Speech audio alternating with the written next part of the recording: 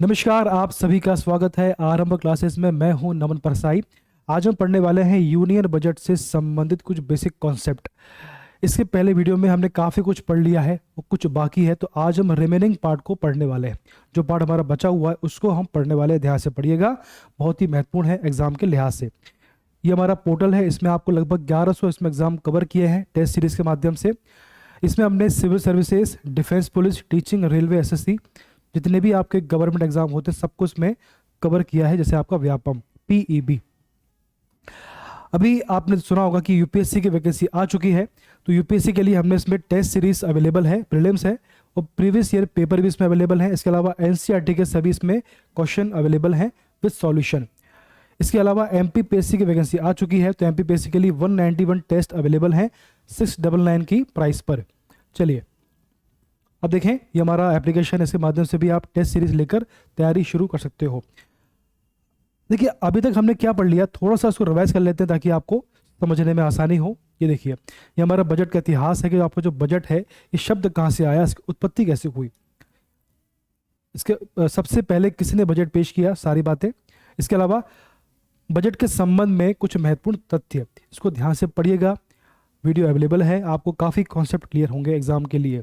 चलिए, ऐसे कौन से पीएम रहे हैं जिन्होंने अपने पद पर रहते हुए बजट पेश किया है, ठीक। देखिए इसके अलावा ये 4 फैक्ट हैं कि first budget in independent India, स्वतंत्र भारत का पहला बजट किसने पेश किया, तो आंसर है आर के षणमुखम चेट्टी ने। रिपब्लिक इंडिया का सबसे पहला बजट किसने पेश किया, तो आंसर है जॉन मथाई। बात क्लियर है आपको।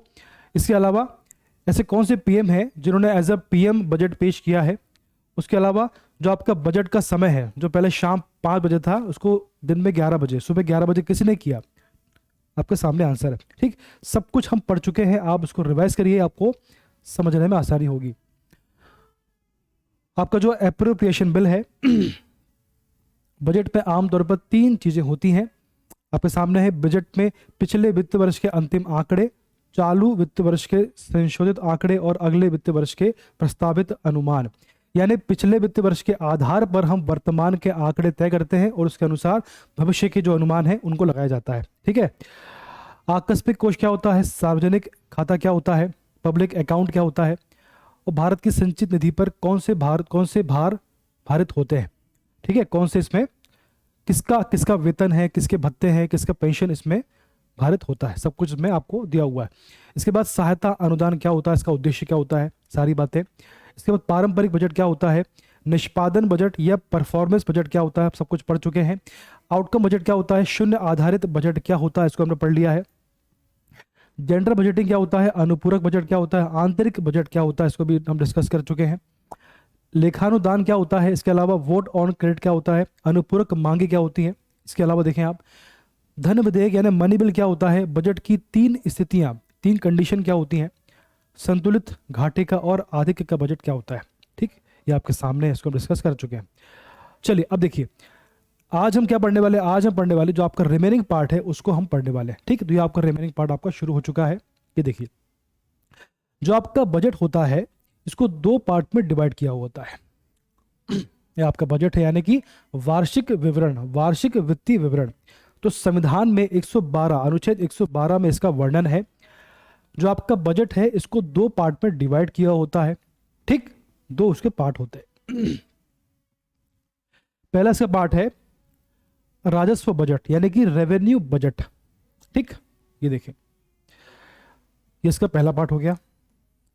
इसका दूसरा पार्ट होता है पूंजीगत बजट, यानी कि कैपिटल बजट, आपके सामने है। अब जो आपका रेवेन्यू बजट है इसको भी 2 पार्ट में डिवाइड किया हुआ है, दोनों को सेम पार्ट में। रेवेन्यू रिसिप्ट्स यानी कि राजस्व प्राप्तियां, और रेवेन्यू एक्सपेंडिचर, व्यय। यहां भी सेम है, पूंजीगत प्राप्तियां और पूंजीगत व्यय, पैसा कहां से आ रहा है और कहां को जा रहा है, सारी बातें। जो हमारी इनकम है, तो हमारी जो प्राप्तियां हैं, जो हमारी इनकम कहां से हो रही है, और जो हमारे खर्चे हैं वो कहां पर हो रहे हैं, सारी बातें हम पढ़ने वाले। अब देखिए, जो आपका रेवेन्यू रिसिप्ट्स है इसको भी 2 पार्ट पर डिवाइड किया हुआ है। कैसे 2 पार्ट, कौन से, देखो। सबसे पहला पार्ट है टैक्स रेवेन्यू, यानी कि कर राजस्व, दूसरा पार्ट है गैर राजस्व यानी कि नॉन टैक्स रेवेन्यू। दो प्रकार की इनकम आपकी हो रही है, दो आपके रेवेन्यू आ रहे हैं। पहला आपके रेवेन्यू आ रहा है टैक्स के माध्यम से, कर के माध्यम से। दूसरा आपका आ रहा है बिना कर के माध्यम से। ऐसे माध्यम जो बिना कर के माध्यम से आ रही हो, आपकी ऐसी इनकम जो करके बिना आपकी इनकम हो रही हो, ठीक है। गैर कर राजस्व नॉन टैक्स रेवेन्यू, टैक्स के बिना। जो आपका कर राजस्व है, टैक्स रेवेन्यू है, इसके दो पार्ट हैं।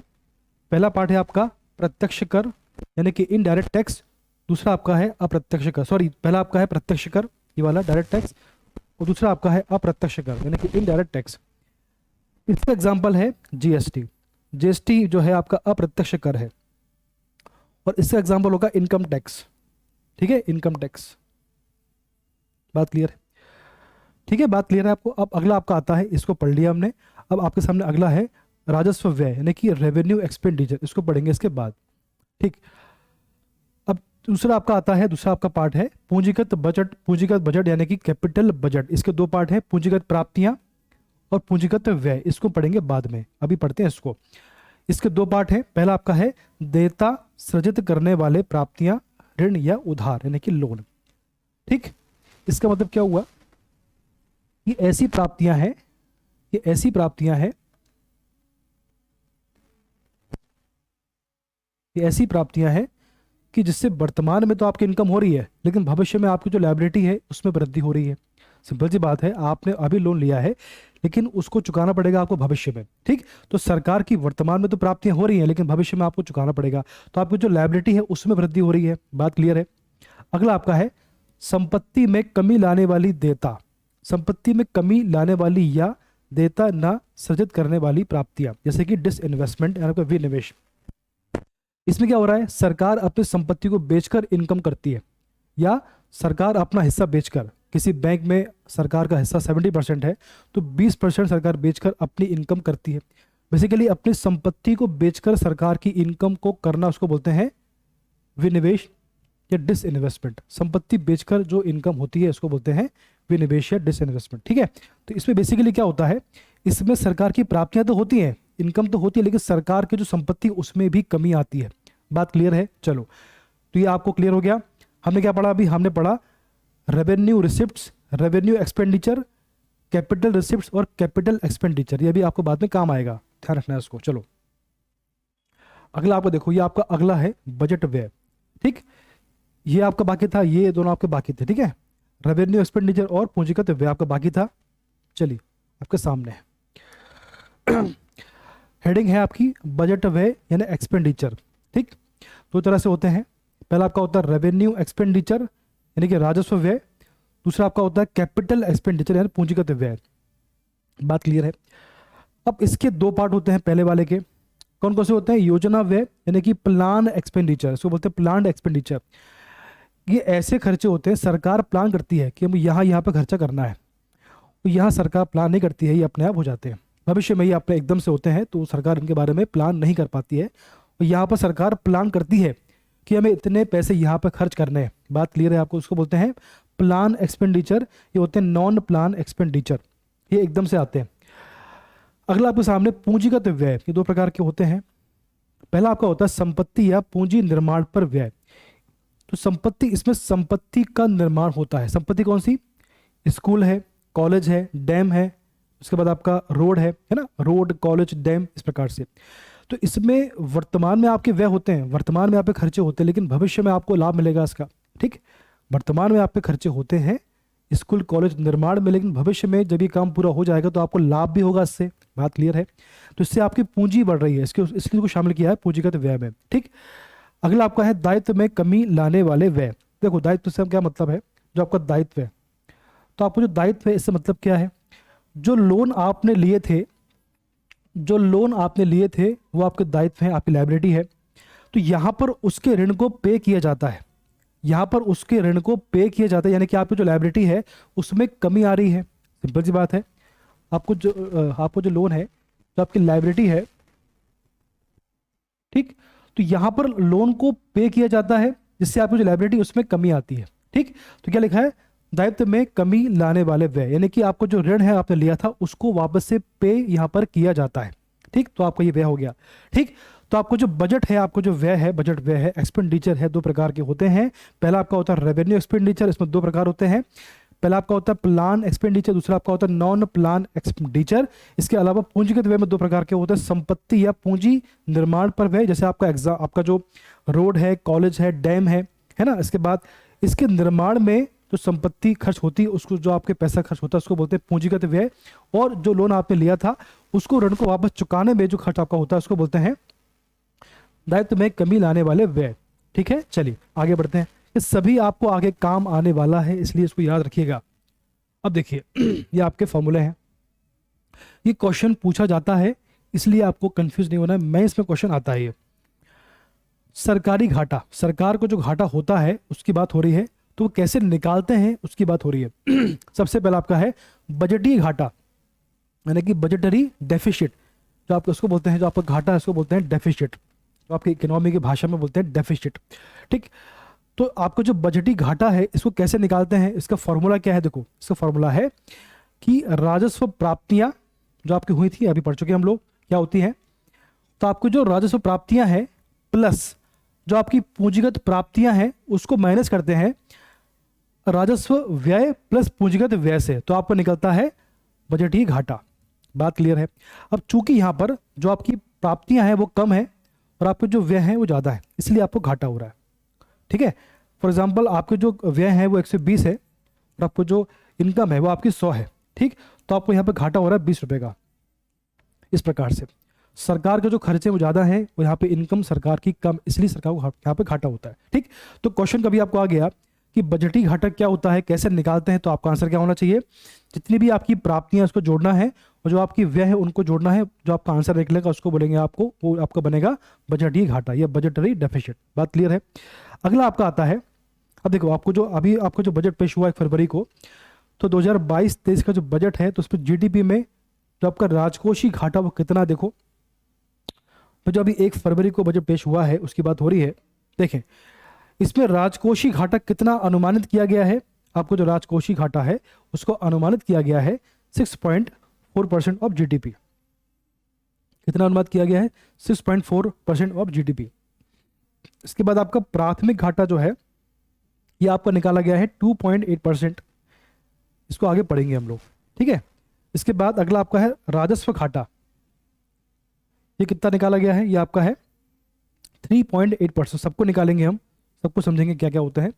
तो आपके बजट पे इन सबको शामिल किया गया है। ये सब की जो आपके परसेंट लिखे ना 6.4, 2.8%, ये सब आपके जीडीपी के परसेंट है। जो आपकी जीडीपी है भारत की उसका परसेंटेज है ये, कि उसका इतना परसेंट है। ठीक है, चलिए आगे बढ़ते हैं। अब देखो अगला आपका है राजस्व घाटा। क्या है? राजस्व घाटा यानी कि रेवेन्यू डेफिसिट। कैसे निकालते हैं इसको? आपकी जो राजस्व प्राप्तियां हैं, जो आपकी रेवेन्यू, आपकी जो प्राप्तियां होती है, रेवेन्यू रिसिप्ट बोलते हैं इसको। आपकी जो रेवेन्यू रिसिप्ट है उसको माइनस करते हैं रेवेन्यू एक्सपेंडिचर से, तो क्या निकलता है? तो आपका निकलता है राजस्व घाटा। सिंपल सी बात है ना? क्या निकलेगा आपका? घाटा। ठीक, अब यहाँ भी सेम है। यहाँ पे क्या है? आपको जो खर्चे हैं, आपको जो व्यय है वो 100 है और आपको जो व्यय है वो 120 है। आपको जो व्यय है वो 120 है और आपकी जो इनकम है वो आपकी 100 है, तो यहाँ पर घाटा हो गया यहाँ पे 20 रुपये का। ठीक, एग्जाम्पल है ये। तो बेसिकली मतलब ये हुआ कि आपको जो भारत में जो एक्सपेंडिचर ज़्यादा होते हैं, खर्चे यहाँ पे कम होते हैं, इसलिए यहाँ पे जो है डेफिसिट निकाला जाता है। अगला आपका राजकोषीय घाटा ने फिस्कल डेफिसिट। क्या है? Fiscal deficit. बहुत ही सुना होगा आपने नाम ये। राजकोषीय घाटा कैसे निकालते हैं आप देखो, बहुत काम का है। जो सरकार का, देखिए जो सरकार का बजटीय घाटा है तो उसमें प्लस करते हैं कि सरकार ने कितना उधार लिया हुआ है। देखो यहाँ पर बहुत सिंपल है। तो सरकार का बजटीय घाटा है उसमें प्लस करते हैं कि सरकार ने उधार और अन्य देताओं के माध्यम से सरकार द्वारा ली गई उधारी, सरकार ने कितना उधार लिया है, चाहे वो आंतरिक ऋण तथा अन्य देताएं हो, प्लस विदेशी ऋण हो या रिजर्व बैंक से लिया गया ऋण हो। जितने भी सरकार ने उधारी की है सबको उसमें प्लस करते हैं बजटीय घाटा में, तो आपको जो प्राप्त होता है उसको बोलते हैं राजकोषीय घाटा। बात क्लियर है आपको? बजटीय घाटे में सरकार की जितनी भी उधारी होती है उनको जोड़ा जाता है, तो आंसर जो आपको फैक्ट निकल के आता है, जो आंकड़ा निकल के आता है, उसको बोलते हैं राजकोषीय घाटा। बात क्लियर है आपको? राजकोषीय घाटा, ठीक है ना, बजटीय घाटा प्लस उधार सरकार के द्वारा लिया गया। चलिए अगला आपका है, बहुत ही अच्छे कॉन्सेप्ट है, इसको ध्यान रखिए। क्वेश्चन आपको आता है इकोनॉमी में कि भाई जो आपका घाटा है कैसे निकाला जाता है, तो आपको पता होना चाहिए। चलिए अगला आपका है प्राथमिक घाटा। ये कैसे निकालोगे आप? प्राइमरी डेफिसिट, ये कैसे निकालोगे? तो भी ये जो आपका राजकोषीय घाटा होता है, माइनस करते हैं इसको ब्याज की अदायगियां। भाई अभी क्या निकाला था हमने? राजकोषीय घाटा। ये देखिए आप, अभी क्या निकाला हमने? राजकोषीय घाटा। तो इसमें से क्या करते हैं माइनस? जो आपका राजकोषीय घाटा है इसमें से आप माइनस करते हैं जो भी आपने लोन लिया था उसका जो ब्याज है, तो यहां पर पे करते हैं, ठीक। तो जितना आपका राजकोषीय घाटा है उसमें से माइनस करते हैं कि कितना ब्याज आपको पे करना है, ठीक, कितना ब्याज आपको पे करना है। तो उसमें जो आपका आंसर निकलता है उसको बोलते हैं प्राथमिक घाटा। क्या बोलते हैं इसको? प्राथमिक घाटा, ठीक है। जो राजकोषीय घाटा है उसमें से माइनस करते हैं कि कितना ब्याज आपको पे करना है उस लोन पर जो आपने लिया था सरकार ने। बात क्लियर है? चलो अगला आपका है मौद्रीकृत घाटा। इसमें क्या होता है? इसमें इसको बोलते हैं मोनेटाइज्ड डेफिसिट। इसमें क्या होता है? घाटे की वह राशि जिसकी वित्तीय व्यवस्था नोट निर्गमन यानी कि नोट छापकर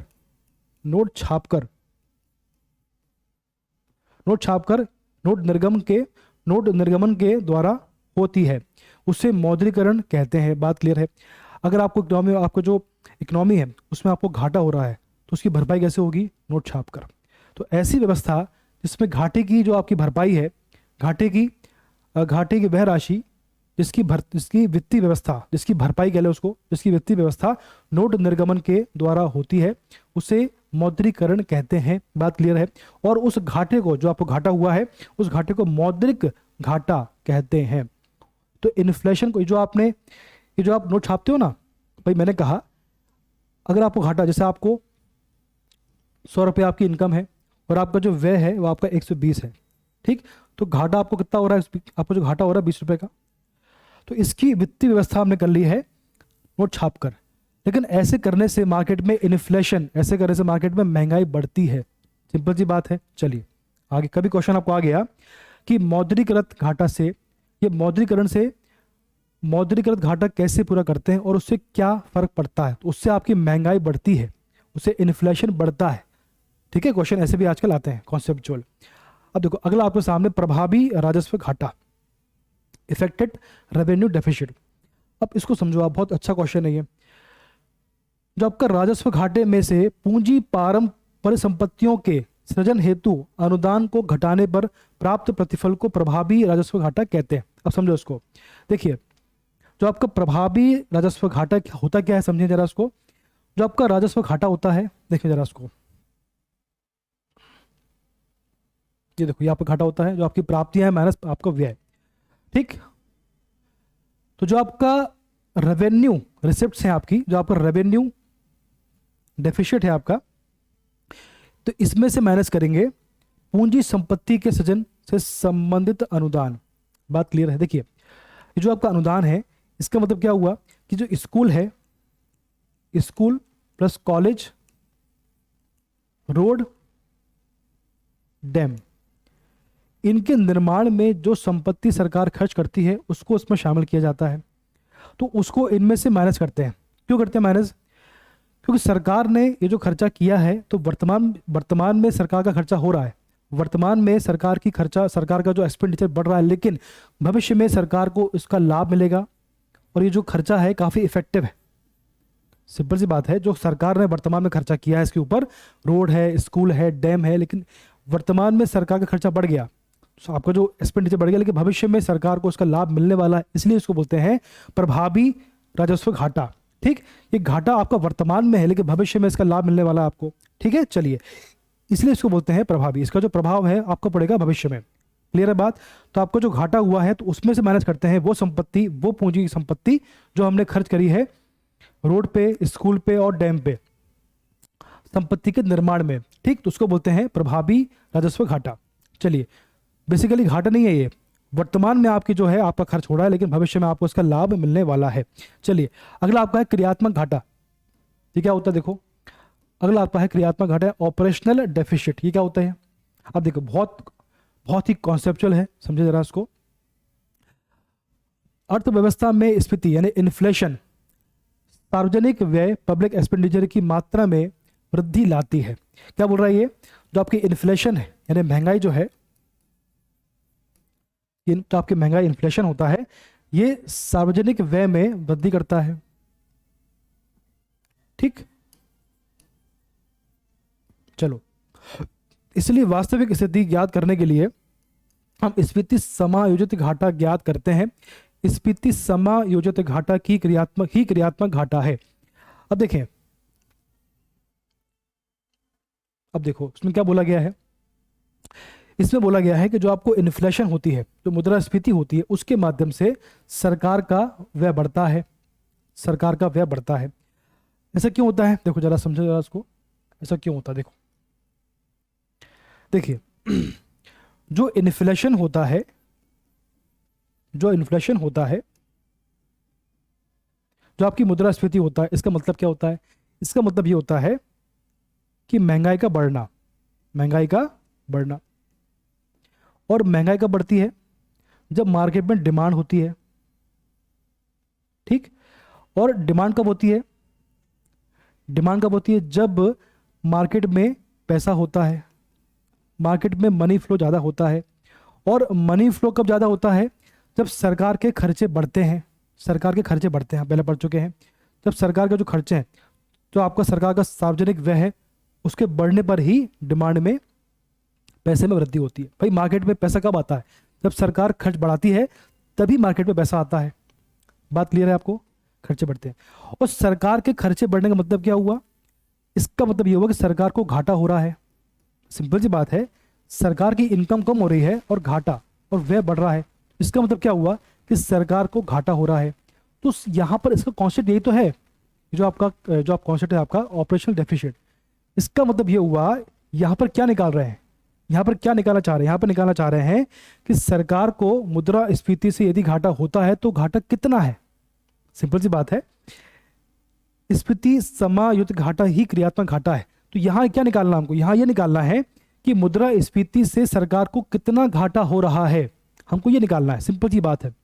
तो उसका फॉर्मूला क्या है, उसका फॉर्मूला है क्रियात्मक घाटा इज इक्वल टू, ये क्या है, ये कौन सा घाटा है, ये इन्फ्लेशन के माध्यम से सरकार को कितना घाटा हो रहा है, ये यहाँ पे निकालना है हमको। बात क्लियर है आपको। अब वो घाटा क्यों हो रहा है, इसका फॉर्मूला है, इन्फ्लेशन बढ़ गया, उससे महंगाई बढ़ गई, इसका मतलब महंगाई बढ़ गई, डिमांड बढ़ी, पैसा खर्च हुआ। खर्च क्यों हुआ, क्योंकि क्या बोला मैंने, जो आपकी आपको जो इन्फ्लेशन है, आपकी महंगाई है, तो इन्फ्लेशन यानी क्या होता है, महंगाई का बढ़ना। और महंगाई कब बढ़ती है, जब डिमांड बढ़ती है, मांग बढ़ती है। और मांग कब बढ़ती है, जब पैसा ज़्यादा होता है मार्केट में। और पैसा कब ज़्यादा होता है, जब सरकार अपना खर्च बढ़ाती है। और इसका मतलब हुआ कि सरकार को घाटा हो रहा है। सिंपल सी बात है। तो हमें क्या निकालना है कि सरकार को इन्फ्लेशन से कितना घाटा हो रहा है। उसका फॉर्मूला है क्रियात्मक घाटा इज इक्वल टू सकल राजकोषीय घाटा माइनस स्फीतिक समायोजन। ठीक है ना, सिंपल सी बात है। अब देखिए इसमें दो बातें हैं, यहाँ दो बातें हैं कि इन्फ्लेशन से, जो आपका इन्फ्लेशन है, जो आपका इन्फ्लेशन है, तो इसका प्रभाव क्या है, इसका प्रभाव क्या है, इसका प्रभाव है, इसका प्रभाव सार्वजनिक व्यय में वृद्धि, सार्वजनिक व्यय में वृद्धि। वो कैसे होती है हमने पढ़ लिया इसको, ठीक है। अब इसका वृद्धि, इससे होता क्या है, इससे हमें सरकार को घाटा होता है, इससे सरकार को घाटा होता है। ये जो घाटा है वो इन्फ्लेशन का प्रभाव है, समझे बात आपको। तो आपका इन्फ्लेशन है, इसका प्रभाव क्या है, सरकार को घाटा। इस घाटे को बोलते हैं क्रियात्मक घाटा। क्या बोलते हैं इसको भाई, देखो इन्फ्लेशन के बढ़ने से सरकार को घाटा हो रहा है, इस घाटे को बोलते हैं क्रियात्मक घाटा। इसे कैसे निकालते हैं, इसको निकालते हैं तो फॉर्मूला है सकल राजकोषीय घाटा माइनस स्फीतिक समायोजन। बात क्लियर है।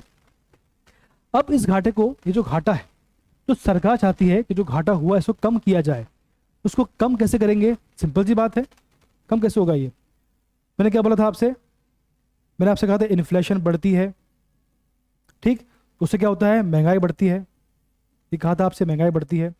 और इससे क्या होता है, इसका मतलब क्या हुआ, इसका मतलब ये हुआ कि डिमांड बढ़ रही है, डिमांड बढ़ रही है। डिमांड क्यों बढ़ रही है, क्योंकि मार्केट में मनी फ्लो, पैसा ज़्यादा है। और पैसा ज़्यादा क्यों है, क्योंकि सरकार खर्च ज़्यादा कर रही है, व्यय ज़्यादा कर रही है, इससे घाटा हो रहा है। तो हमें करना क्या है, हमें ये करना है कि सरकार का जो व्यय है तो सरकार के व्यय में कमी करनी है, सिंपल सी बात है। भाई सरकार व्यय ज़्यादा कर रही है, तो यदि हमें क्रियात्मक घाटा कम करना है तो सरकार को व्यय कम करने होंगे। समझे बात को। अब देखिए जो आपका इन्फ्लेशन है, इसका प्रभाव है क्रियात्मक घाटा, और क्रियात्मक घाटा कम करने के लिए सरकार को अपने पब्लिक एक्सपेंडिचर कम करने होंगे, तभी आपका ये घाटा कम होगा। सरकार को पब्लिक एक्सपेंडिचर कम करने होंगे, तभी सरकार को घाटा कम होगा। सिंपल सी बात है, ठीक है। तो आपको जो प्रभावी राजस्व घाटा है, इस अवधारणा को 2011-12 में केंद्रीय बजट से शुरू किया गया था, और वित्तीय वर्ष 97-98 से बजटीय घाटा की अवधारणा को समाप्त कर दिया गया है। ठीक है, बात क्लियर है आपको। तो बेसिकली इन्फ्लेशन का जो प्रभाव है वो आपका क्रियात्मक घाटा है, वो घाटे को कम करने के सरकार को अपने व्यय कम करने होंगे या कम करने चाहिए। बात क्लियर है आपको। चलो इतना हमने पढ़ लिया है आज, इसमें कंफ्यूज नहीं होना है। चलो ये हमारा पोर्टल है, इसके माध्यम से आप जितने भी कोर्स आप लेना चाहो आप परचेज कर सकते हो। धन्यवाद।